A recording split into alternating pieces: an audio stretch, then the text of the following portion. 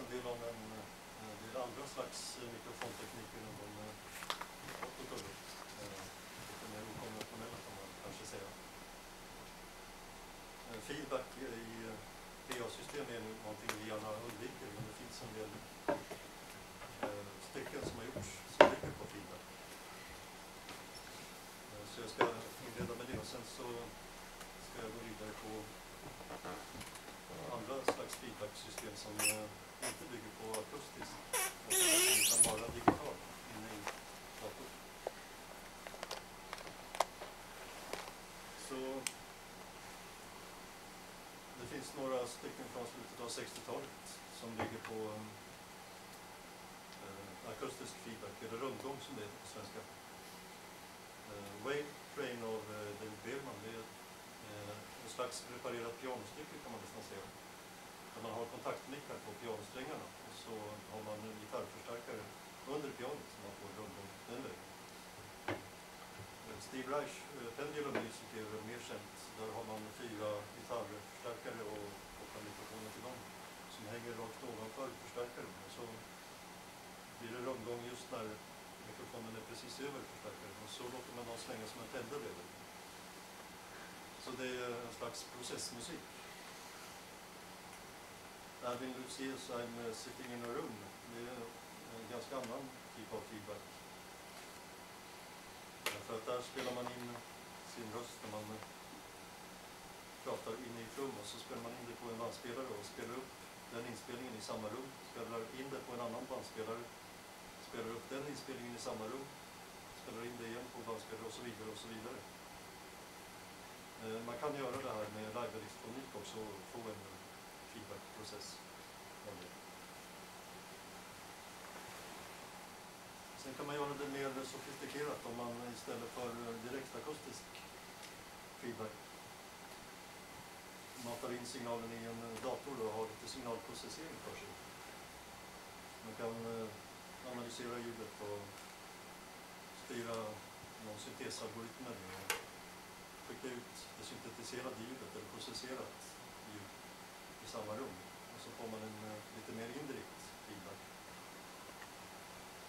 Agostino Di Cipios tycker hörbara ekosystem är en bra exempel på det. George Lewis, trombonist,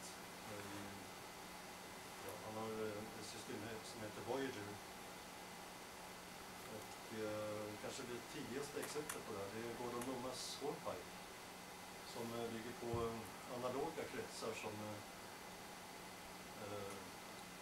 känner av resonanser i rummet. Det är inte så mycket man vet om det stycket egentligen.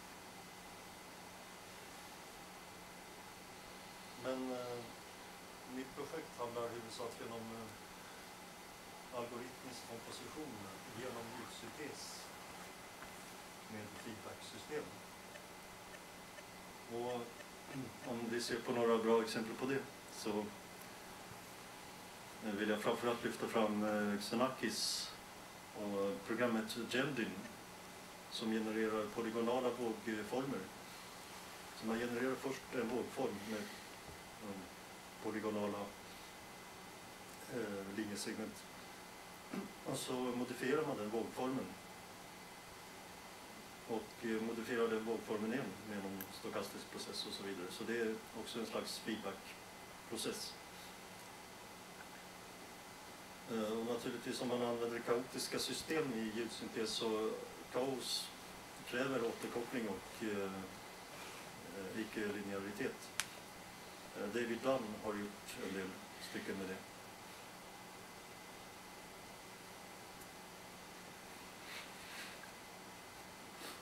Så jag kallar det här för autonoma instrument. Idén är att man kombinerar ljudsyntes med algoritmisk komposition alltså. Och det som kanske är speciellt är att de här instrumenten är icke interaktiva. Man kontrollerar dem inte i realtid. Så det är klart man kan fråga sig varför kallar jag dem då instrument. Men ja, det kanske dyker upp en bättre terminologi någon gång, det vet jag inte. I alla fall så består de av 3 komponenter, nämligen en signalgenerator alltså en modul för ljudsyntes, en synthesizer om man så vill, eller någon syntesmodell. Och det ljudet man genererar med den, det analyserar man. Det kan vara att man analyserar spektrum, eller man kan se på tonhöjd, amplitud, olika aspekter av klangfärg och så vidare. Och så har vi en mapping från den analysen tillbaka till syntesparametrarna. På så sätt får man ett feedbacksystem.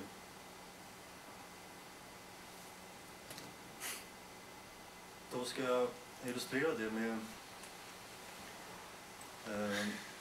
en tremolo-oscillator. Det här var någonting jag var nere i Graz på DAFX-konferensen och presenterade. Tremolo-oscillatorn i sig är en syntesmodell. Den är inte ett autonomt instrument i den här utformningen. Därför att den har ingen återkoppling i sig.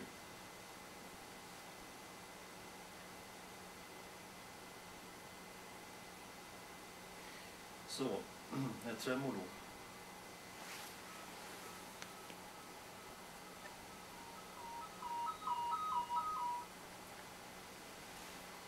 Kan man tänka på som en FM-syntes med en fyrkantvåg som modulator.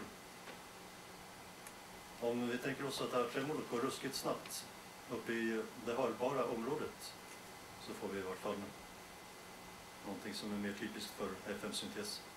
Och man kan få olika intressanta effekter av det som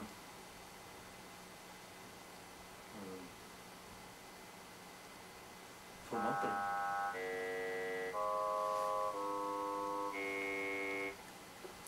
Eller en effekt som liknar Shepard-toner.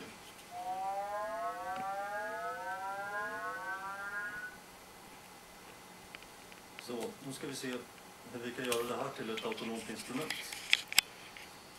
Då sätter vi in en analysmodul här. Jag har valt Zero Crossing Rate, som alltså är antalet nollgenomgångar i genomsnitt. Och det motsvarar ungefär frekvens, i vart fall för sinustoner.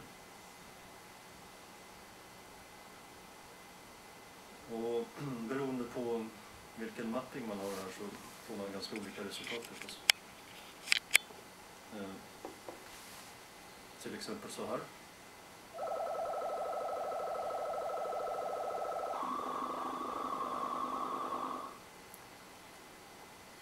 Ja, det som är speciellt med det här exemplet är att jag har en kontinuerlig variation av en viss kontrollparameter. Men som ni hörde så var det en plötslig skarv i ljudet. Där det ändrar karaktär helt plötsligt. Så har jag ett mer komplicerat exempel. Det är lite för invecklat att förklara vad jag har gjort. Det kommer jag dessutom inte ihåg.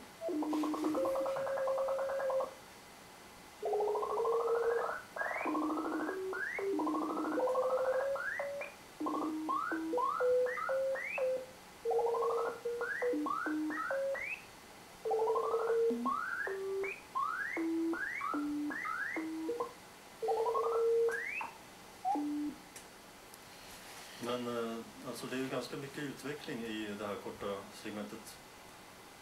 Poängen är det att det finns ingen kontroll över hur det här ljudet utvecklar sig i tid, utan jag bestämmer bara lågnivådetaljer.